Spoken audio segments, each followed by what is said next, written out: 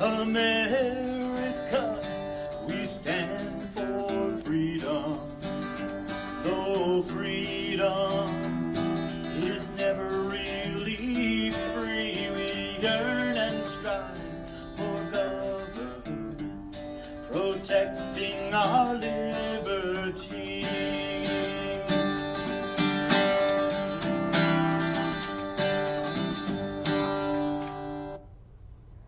Good evening and welcome to Your Right to Know by the Fitchburg Republican City Committee. My name is Mary Lotze and I will be your host for this evening's show. Joining me tonight is an old friend of our show that we've had on before, but tonight we're going to introduce him from an entirely different perspective, and that's Republican candidate for State Senate, Worcester-Middlesex District, and Richard Bastien. Welcome, Richard, and welcome to Your Right to Know. Thank you for being with us. Thank you, Mary. I'm glad to be here. Yes, we're really happy to have you because this is a very critical election, as all are, but I feel that they almost get more and more critical as time goes by. So what I really want to do is get to so many topics, and we'll jump right in.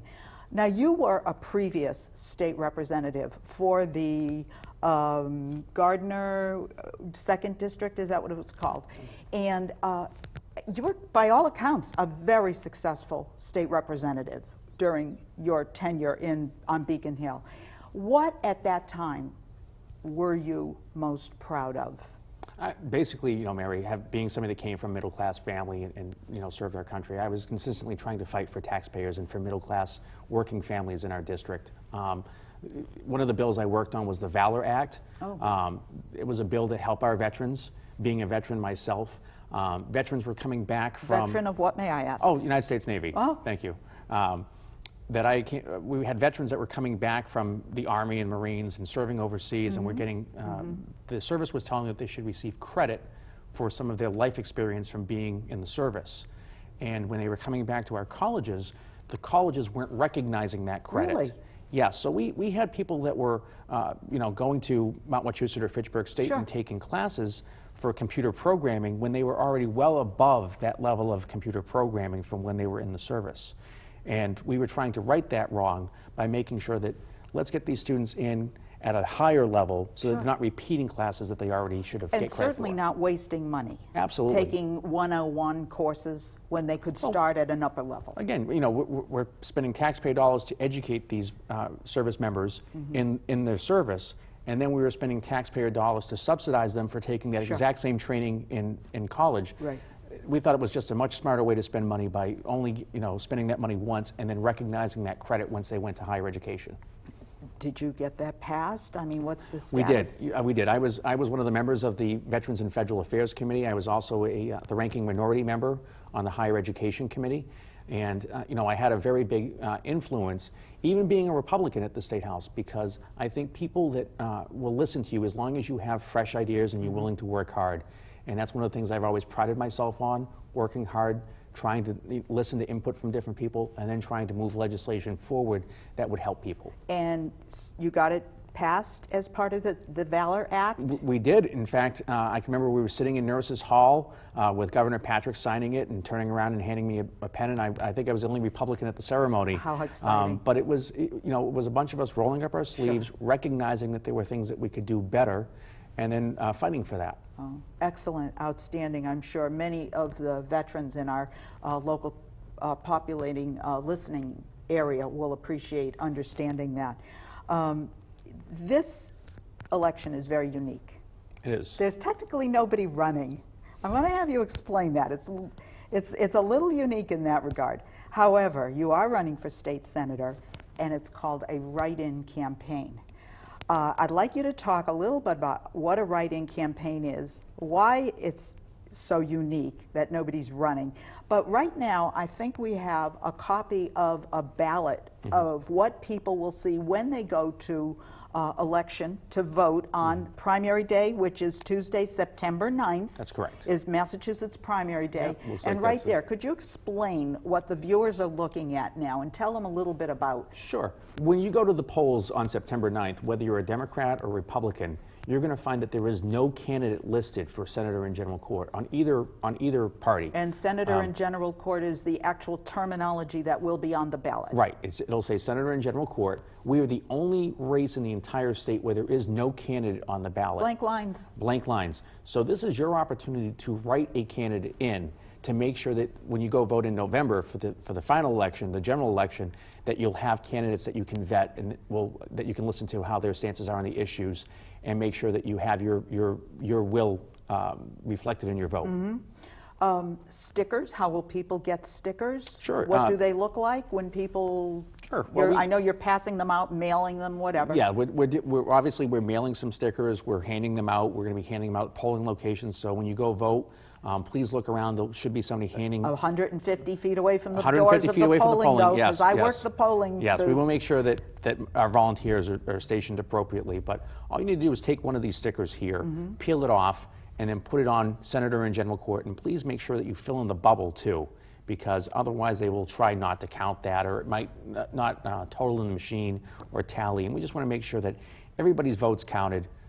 That's voting on September 9th. Just to clarify now, the two ways of doing it is you obtain one of these little cards, which has 2 stickers on it. The sticker clearly writes your name, Richard Bastien, and your address, 370 Albee Street in Fitchburg. Right. You peel off that little sticker, paste it right on the line under Senator in General Court, and you fill in the bubble. That's correct. If you do not have a sticker, You can want simply- people to remember the name. You can simply Richard write Bastien. If you want to go the extra effort, you can write in Richard Bastien, 370 Albee Street, Fitchburg. But there's Fill in the bubble. And fill in the bubble. But there is court precedent that as long it's the intent of the voter. Sure. And if people are simply writing in Rich Bastien or Richard Bastien and filling in that oval, that vote will probably be counted as well. Interesting, because I do work the polls on election day. I attended my voter training yesterday, and Anna Farrell, of course, is the city clerk in Fitchburg, and she's very knowledgeable and astute.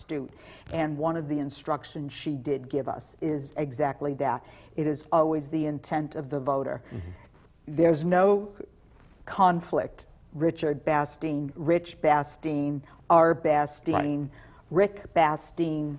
It's the intention of the voter. But we always like people to be as precise as possible when Exactly. we put the name in. Reality is that we want to make sure that people's votes are counted, and we don't want any technicalities making sure that people's votes don't get counted. Unfortunately, we all remember hanging chads. Yes. So we don't want any of that.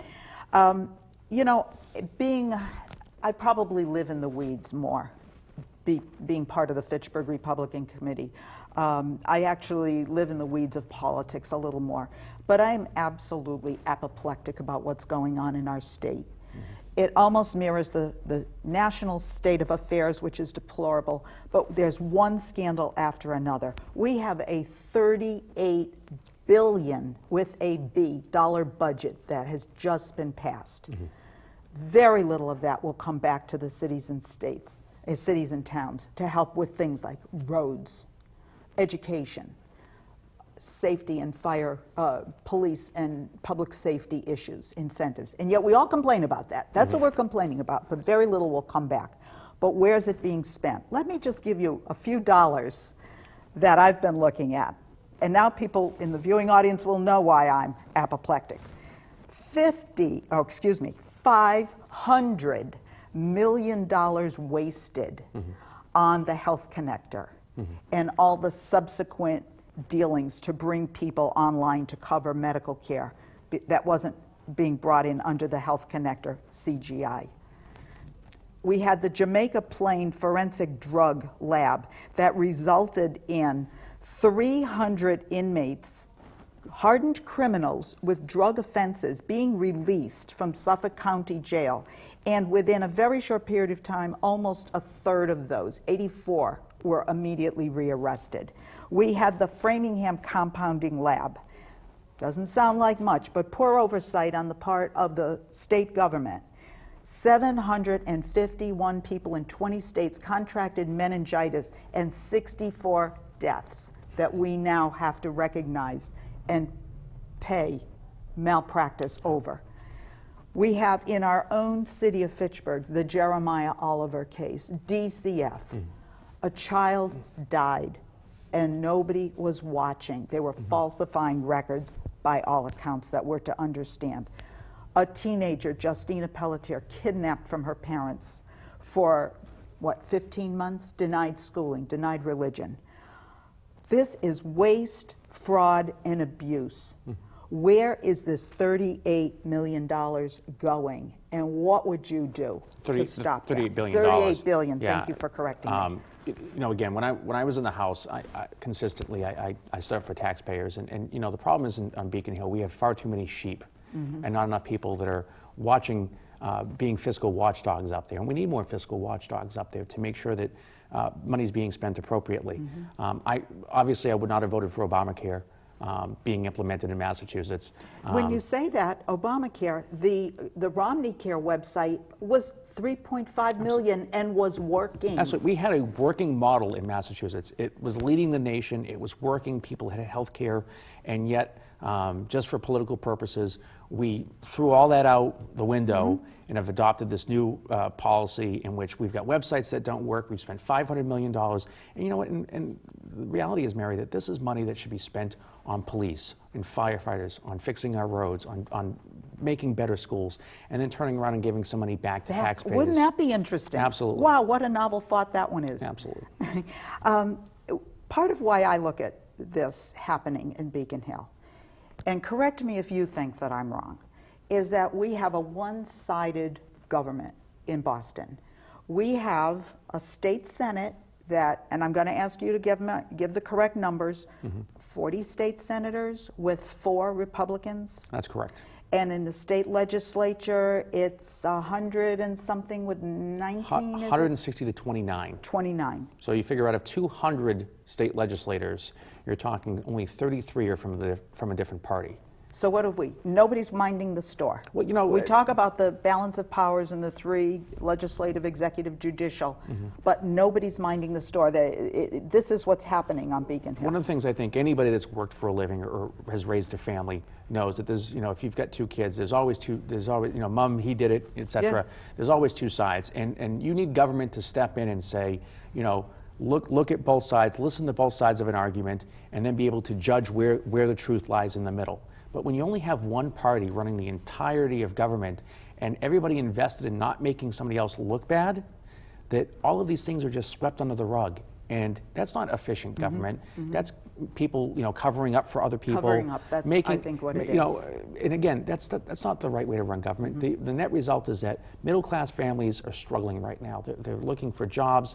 They're trying to figure out how to send their kids to school. And instead of having a government that works for them and is trying best they can with multiple input from different parties and different perspectives, we've got one perspective of nobody trying to make somebody else look bad, and that's the wrong way to go. Before I ask you the next question, and I just have so much to ask you and get to, I'd just like to again announce that this is the Fitchburg Republican City Committee, Your Right to Know, and our special guest here tonight is write-in candidate for Mass Senate in the Middlesex Worcester District, and it's Richard Bastien. Let me start out with this question: People's Pledge. Many of us believe that far too much money is being spent in politics. The game of politics is generating the decisions that are made in Beacon Hill or in Washington, D.C., because it is so costly to run a campaign. The average ordinary person like yourself has to struggle to step on a dais and say, I'm running for public office. Could you talk about the People's Pledge? I believe Scott Brown signed the People's Pledge, but Elizabeth Warren failed to or wouldn't. Last election, right? But they actually, Elizabeth Warren and Scott Brown had done it, and I think it was a good step in the right direction. Okay, Trying to limit the amount of special influence money. You know, the net result is, you know, I'm a working class person. I work 2 jobs. I work 60 hours a week. Between my 2 jobs, you know, I've been a teacher during the day, and at nights and weekends I work at an auto parts store. So I get people that come in all the time and tell me that they're struggling, they're trying to get their cars fixed to get to work.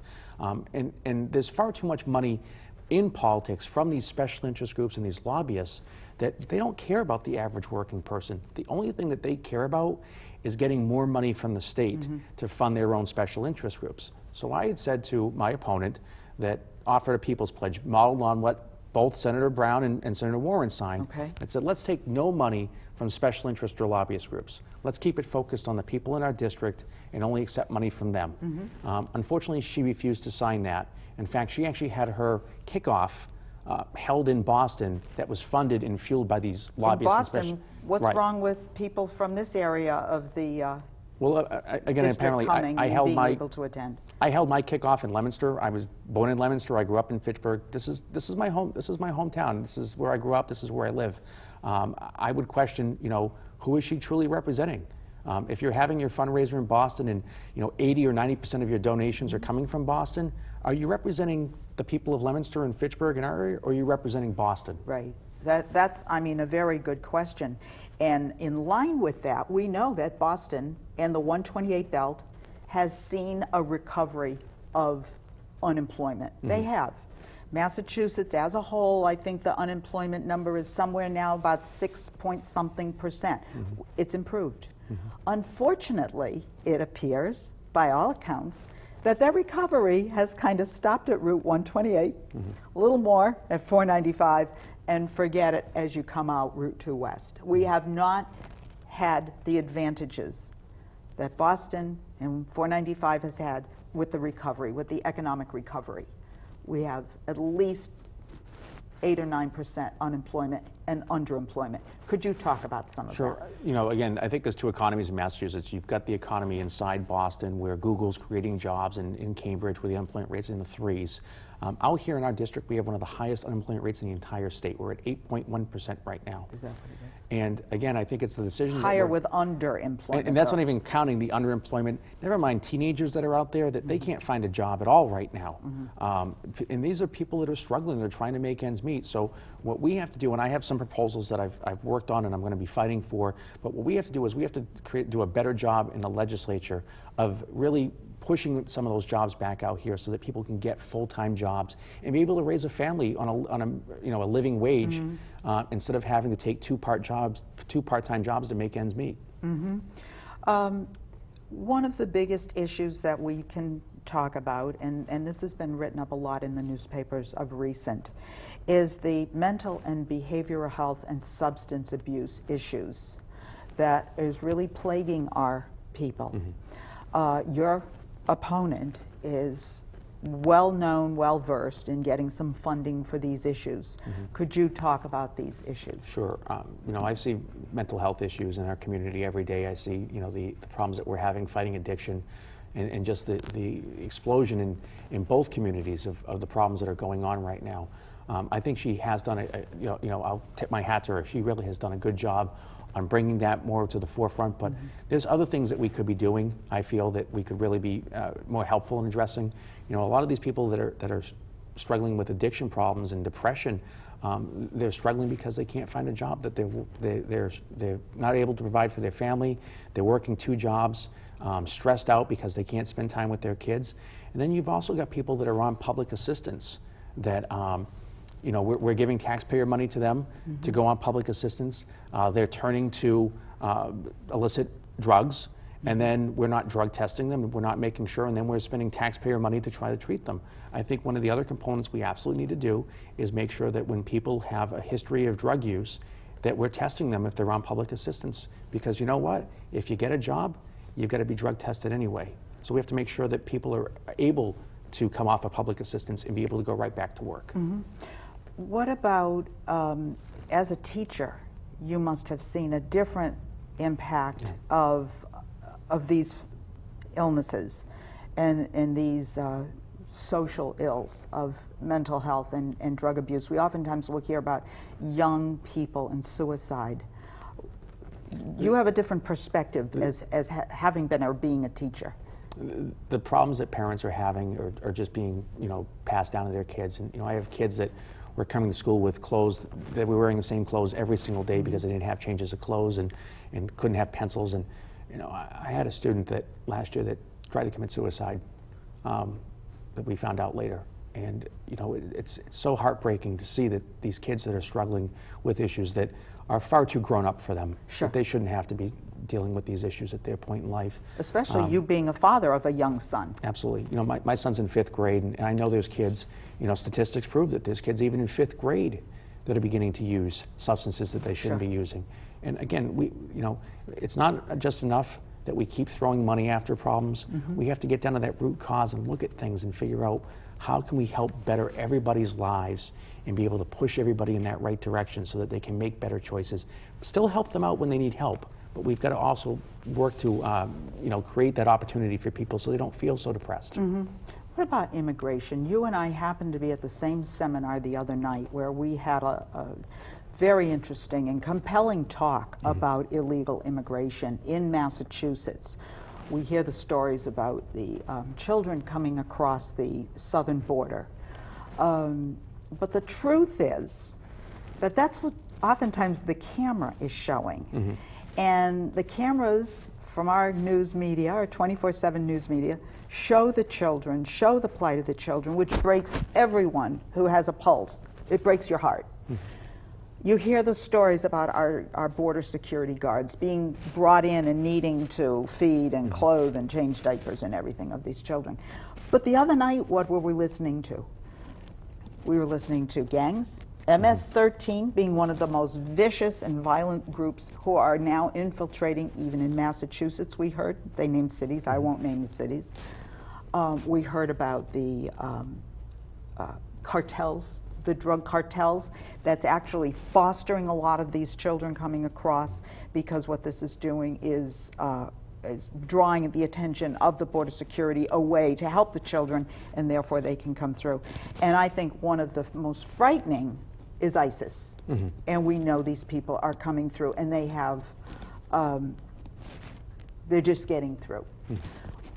What do you, as a state senator, what does our state government need to do to protect the people? Well, what we've got to do is we have to stop creating incentives for people to come here illegally at the state level. Massachusetts is one of the #1 destinations for people that cross our border illegally. And part of that is the benefits that we're giving out. Again, you know, there's a lot of state legislators, including my opponent, that think that, you know, giving illegal immigrants driver's licenses is a step in the right direction, or giving them benefits. She even voted, there was a proposal that to make sure that veterans had preference over housing for illegal immigrants, and she voted against that.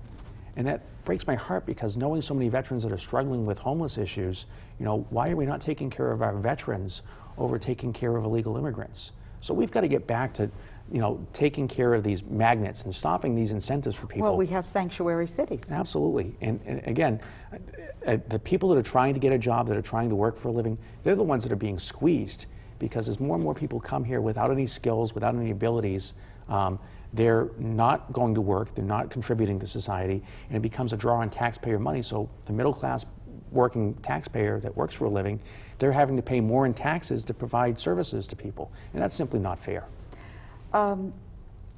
Cuts to local aid.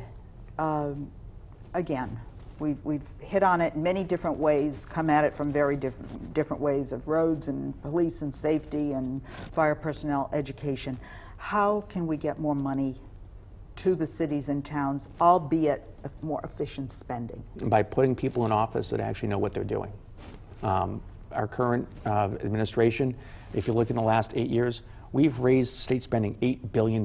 We're now at a $38 billion budget. At the same time, And how many years was that now? last 8 years. 8 years. So the state budget's grown up by So 38. we're looking directly at our current governor, Deval Patrick, because he's been in office for 8 years. Right, and my opponent, who has voted for all of these spending and all these tax hikes that have paid for it, but at the same time, local aid's gone down $350 million. So more money for, you know, the MBTA, and more money for these different programs that the special interests and lobbyists are paying handsomely for to legislators that are willing to do their bidding, and basically buying and paying for these legislators. At the same time, our communities are struggling because the trash has still got to get taken out. The firefighters still have to have equipment. Police need new cruisers. Teachers need pencils and computers, and that money's being cut. And again, I think it comes down to the difference between how you manage state government and having people in that know how to spend money better than how we're spending it right now. You had actually told me a little bit about oh, what issue was it now? That I'm blanking on the whole issue of the state spending. But that money is actually going for waste, fraud, and abuse projects. In other words, we're giving money over, state money, our taxpayer dollar, over to projects that are really nothing more than waste, fraud, and abuse. Absolutely. And we can't, there's nobody on Beacon Hill listening to us. No. On that. One of the biggest problems that I have, and one of the reasons why I'm running for state senate this year, is because we need to elect more people that have worked for a living, that are not part of that Beacon Hill bubble, that when they go look at these budgets and are voting on these budgets, they say, can we spend a little bit less money on these things? Still the same amount of money, but can we be smarter about how we spend it? Mm-hmm. Believe it or not, our show is coming to a close. So what I'm going to allow you to do and ask you to do is to look right into that camera there, and for 2 minutes tell people why you are the best candidate, why we should vote for you, and please again go over what's going to happen on September 9th. Sure. And reiterate who can vote for you. Well, thank you very much again for having me on tonight. This election, as Mary said, is very, very crucial. You have a real choice this year. You can keep going and voting for people that will continue to raise your taxes and spend more of your money in mismanaged funds, or you can vote for somebody that understands what regular middle-class people are going through and the struggles that we have. Just like a lot of you out there, I've struggled to pay bills. I've had difficulty finding jobs, and I know it's tough out there. So when you talk, as I go around the district and talk to people, they say they want to elect somebody that will represent them. Well, if you're one of these people that are struggling and having difficulty, this is your chance. When you go to the polls on September 9th, please grab one of these ballots, peel off my sticker, or write in Richard Bastien. And I'll tell you what, when I get elected and get back to the state senate, I'm not going to sit on my hands and do nothing. I'm going to stand up and fight for you. Thank you so much. And actually, you've even come up with a sort of a unique idea of communicating with people that we were talking about just before the show as you're sitting in front of the camera, and maybe getting some YouTube time, maybe 5 minutes a week on YouTube just to go over some current legislation and things. I'm a big fan. When I was in the State House, I consistently put on Facebook and Twitter the bills that were coming up, links to them, asked my constituents what they thought was a good idea, so that at least I would have that feedback when I go vote, because ultimately how I vote is determined by what I think the average person in my district wants me to vote for, not some special interest or lobbyist giving me money so that I can go on a vacation or something of that nature. Excellent. Thank you so much again for coming in and joining us on Your Right to Know. And we thank you for watching Your Right to Know and sitting in here with the FRCC. As we leave you tonight, we want you to remember that your local town or city Republican Committee is the only grassroots organization that supports and holds dear your constitutional and conservative values. We encourage you to join us. Why? Because we always stand for freedom. And to us, GOP, it means growth, opportunity, and prosperity. Thank you and good night.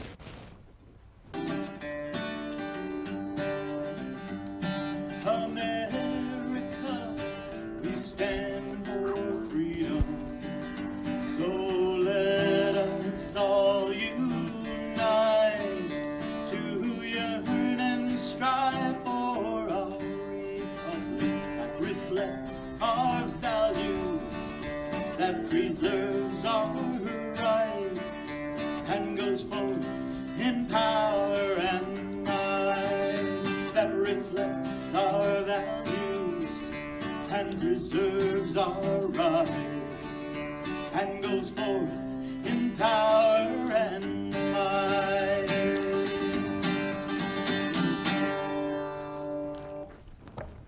Can you believe that? 19,